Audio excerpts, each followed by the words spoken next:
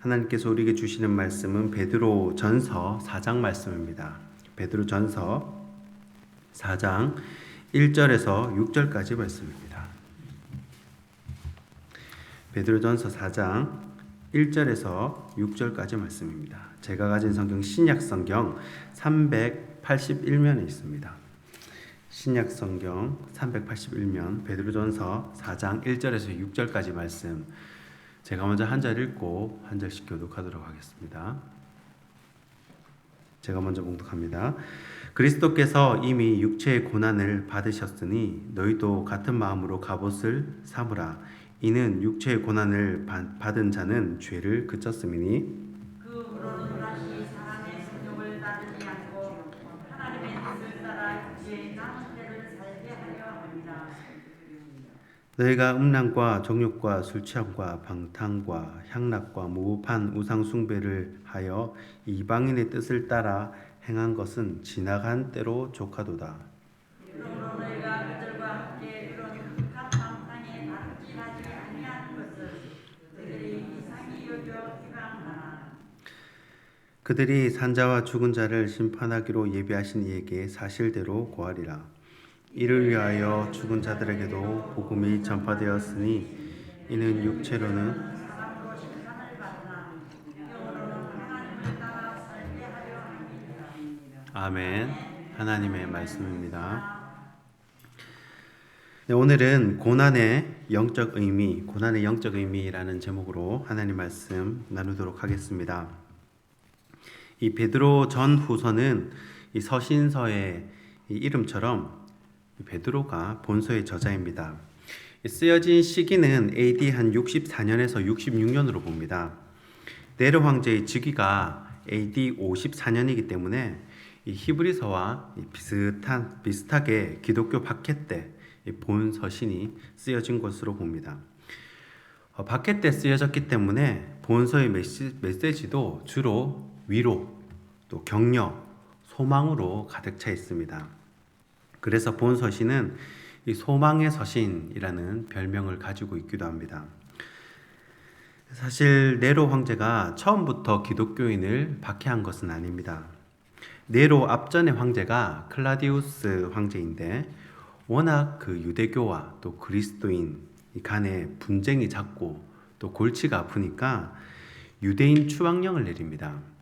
그래서 로마에서 유대인들을 다 쫓아내는 겁니다. 그런데 문제는 요즘도 그렇지만 이 유대인들이 다 상권을 쥐고 있잖아요. 돈 되는 거는 다 유대인들이 쥐고 있으니까 로마시에 돈이 없는 겁니다. 그래서 네로 황제가 즉위를 하고 다시 유대인들에게 로마에 돌아오도록 로마 유대인 추방령을 철회합니다. 유대인들이 돌아보니까 아무리 그래도 사람이 살던 데를 이제 쫓아내고 자기가 살 수가 없으니까 그 로마 강 건너편 마을에 살게 됩니다. 유대인들끼리 모여서 살게 된 거죠. 이때까지가 이제 바로 네로의 5년이라고 불리는 가장 행복한 시기입니다. 네로가 정치를 잘했다라고 불리는 그 네로의 5년이 딱 여기까지예요. 이때 이제 로마의 대화재 이후로 이제 상황이 바뀌는 겁니다. 불타지 않은 강 건너 유대인 기독교인들에게 누명을 씌우고 이제 박해를 하기 시작하는 거죠. 그리고 이런 과정 속에서 베드로도 역시 순교를 하게 됩니다. 아무튼 초대교회 리더였던 베드로 입장에서는 그리스도인들의 가정이 깨지고 또 괴롭힘을 당하고 어려움을 당하니까 이들에게 위로의 메시지를 전하는 것입니다. 그래서 오늘 본문 4장 앞쪽에요. 1장, 2장, 3장을 간단히 살펴보면요. 대충 이런 내용입니다. 위로의 메시지, 격려의 메시지를 전달하는데 1장에 보면 우리 그리스도인들은 하나님께서 택하셔서 구원을 받았다는 겁니다. 그러니까 감사하지 않느냐. 그러니 거기에 합당한 삶을 살라고 권면을 합니다. 그 합당한 삶이 무엇입니까? 바로 거룩한 삶입니다. 또 위로의 메시지를 전합니다. 우리는 그리스도의 피로 구원을 받았다는 겁니다. 그러니 거기에 합당한 삶을 살라고 권면을 합니다. 그 합당한 삶이 무엇입니까? 마음으로 뜨겁게 사랑하는 삶입니다. 또 위로의 메시지를 전합니다. 우리가 거듭난 것은 하나님의 말씀으로 된 것이기 때문에 그에 합당한 삶을 살라고 권합니다. 그 합당한 삶이 무엇입니까? 신령한 젖을 사모하는 삶입니다. 또 위로의 메시지를 전합니다. 우리는 왕 같은 제사장이고 거룩한 나라이고 하나님의 소유된 백성이라고 위로하고 격려합니다. 그러니 합당한 삶을 살라고 권면합니다. 그 합당한 삶이 무엇입니까? 행실로 하나님께 영광을 돌려라 라는 것입니다. 그래서 베드로전서 1장, 2장, 3장은 우리가 속한 각각의 생활 영역에서 어떻게 우리가 산 소망으로 나타내야 하는지, 믿지 않는 사람들에 대한 태도, 그리고 로마 정부에 대한 태도, 그리고 상전, 상사에 대한 태도, 또 아내와 남편에 대한 태도, 또 이웃에 대한 태도, 이런 것들을 쭉 설명한 것이 바로 베드로전서 3장까지의 내용이었습니다. 그리고 오늘 본문은 그럼에도 불구하고 우리가 당하는 고난이 어떤 의미가 있는지 4장 1절부터 6절까지 설명을 합니다. 고난에는 영적인 의미가 있다는 것입니다. 다른 말로 유익이 있다는 것이죠. 장점도 있다는 것입니다. 그러면 베드로 사도가 말하는 고난의 영적인 의미, 영적인 유익을 간단하게 한번 살펴보고자 합니다. 첫 번째는 죄를 그치게 한다라는 것입니다. 오늘 베드로전서 4장 1절 말씀입니다. 그리스도께서 이미 육체의 고난을 받으셨으니 너희도 같은 마음으로 갑옷을 삼으라. 이는 육체의 고난을 받는 자는 죄를 그쳤음이니. 아멘. 자, 육체의 고난을 받는 자는 죄를 그쳤다고 말을 합니다. 이 말은 당연한 말이지만 굉장히 중요한 말씀입니다. 우리가 언제 죄에 빠지고 언제 하나님을 멀리하냐면 이 평안이 길어질 때 그렇습니다. 삶이 여유가 좀 있고 또 평안이 길어지면 다른 생각을 하게 됩니다. 여유가 있으니까 도박도 해보고 또 여기저기 돈도 쓰고 이 사람 저 사람 만나서 즐기기도 하고. 왜 그렇습니까? 이 한 달 벌어서 한 달 먹고 사는 사람은 딴 짓을 할 여유도 시간도 없습니다. 하루 벌어 하루 먹고 사는 사람은 그런 시간도 없고 여유도 없습니다. 그런데 좀 여유도 있고 평안이 길어지면 다른데 관심도 가지게 되고 취미생활도 가지게 되고 또 딴 데 눈을 돌리게 되는 것입니다. 저는 재혼에 대해서 그렇게 나쁘게 생각하지 않습니다. 그러나 문제는 유부남, 유부녀가 외도를 했을 때 문제가 되는 것입니다. 요즘은 젊은 사람들 못지않게 나이 들어서 어르신들이 나이 들어서 하는 연애가 찐사랑이라고 합니다. 그것도 여유가 있으니까 만나는 것입니다. 그런데 육신의 가시가 있고 또 가정과 자신에게 환난 풍파가 오면 다른 곳에 눈을 돌릴 수가 없습니다. 왜 그렇습니까? 지금 나에게 닥친 고난 때문에 살려달라고 기도하기도 바쁜데 이렇게 다른 데 눈을 돌릴 여유가 없다는 것입니다.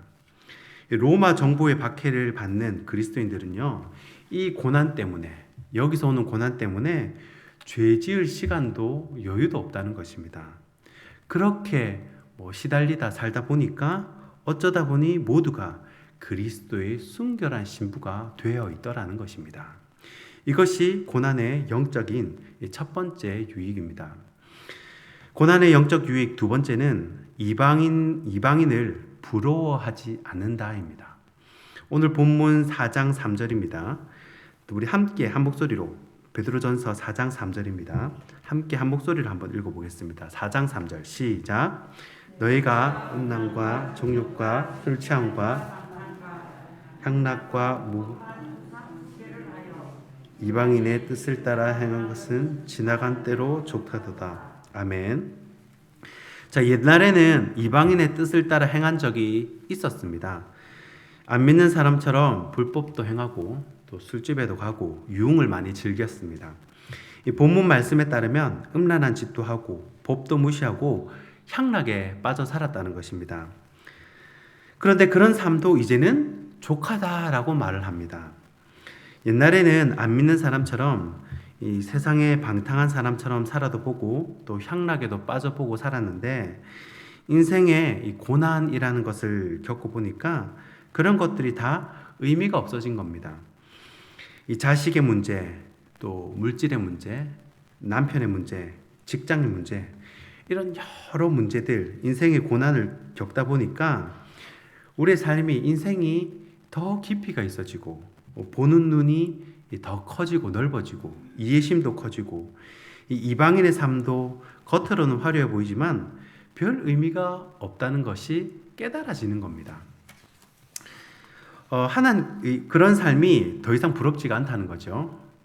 오히려 더 존경하고 닮고 싶은 분은 하나님을 깊이 만나서 이 말만 하면 예수님의 이야기가 나오고 어떤 이야기를 해도 성경 이야기가 나오는 이 인생에 여유가 있고 배려가 있고 섬김이 있는 그런 분들이 훨씬 존경스럽고 또 부러움의 대상이 되는 것입니다. 하나님께 딱 한 대 맞으면 그런 이방인의 자랑은 부러움의 대상이 되지 않는다는 겁니다. 왜 그렇습니까? 자신에게는 더 이상 우선순위가 아니라는 거죠. 이방인의 삶처럼 살았던 때가 그렇게 부럽지 않다는 것입니다. 지나간 때로 족하다는 것입니다. 이것이 바로 두 번째 고난의 영적인 유익입니다. 고난의 영적인 유익, 마지막 세 번째는 하나님을 따라 살게 한다라는 것입니다. 오늘 본문 6절 말씀입니다. 우리 6절 말씀 다 함께 한 목소리로 한번 읽어보겠습니다. 6절입니다. 시작. 이를 위하여 죽은 자들도 이는 육체로는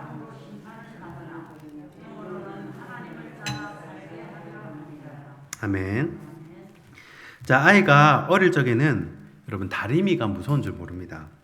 정장 바지나 와이셔츠를 다리고 있으면 아이 눈에는 다리미가 마치 자동차나 큰 배가 지나가는 것처럼 그렇게 재미있게 보입니다. 그래서 플러그를 뺀 다리미를 구석에 세워놓으면 아기는 다리미를 가지고 놀고 싶어서 만지다가 이 뜨거운 다리미 바닥면에 손을 대게 됩니다. 그러면 이제는 이 다리미는 지지구나. 그리고 다리미를 조심하게 됩니다. 사람도 마찬가지입니다. 사람이 고난을 겪으면 내가 잘못한 죄가 생각이 나고요. 과거가 생각이 납니다. 그래서 마치 그 죄 때문에 내가 이런 일을 당하는 건 아닌가 하고 생각을 하고 조심을 하게 된다는 것입니다. 다윗이 충직한 부하 이 우리아를 적의 칼로 죽이고 밧세바를 범했을 때 밧세바가 낳은 첫째 아기가 죽게 됩니다. 또 자신의 첫째 아들 압살롬이 자신의 후궁을 범하고 왕권을 뺏으려고 했을 때 다윗이 분명히 과거의 자신의 잘못을 떠올렸을 겁니다. 자기가 평안할 때 다른 짓하고 그냥 휘두른 칼이 고스란히 다윗 자신에게 돌아온 것입니다. 사람이 이렇게 고난을 심하게 겪고 나면요, 이후로는 하나님 무서워서 절대 죄를 짓지 않습니다. 안 믿는 사람들이야 하나님께서 유기하시기 때문에 버려두신 거죠. 유기하시기 때문에 이 생에서 벌을 다 받지 않을 수도 있습니다. 왜냐하면 지옥이 있으니까요. 그런데 믿는 사람들은 하나님이 바른 길로 인도하시기 위해 인생의 채찍을 드실 때가 있습니다. 그러면 세상, 낙, 유흥 이런 거 쳐다보지도 않습니다. 왜 그렇습니까? 그러다가 하나님께 또 한 대 맞거든요. 그러니까 어떻게든 하나님만 따라 살려고 몸부림을 치게 된다는 것입니다.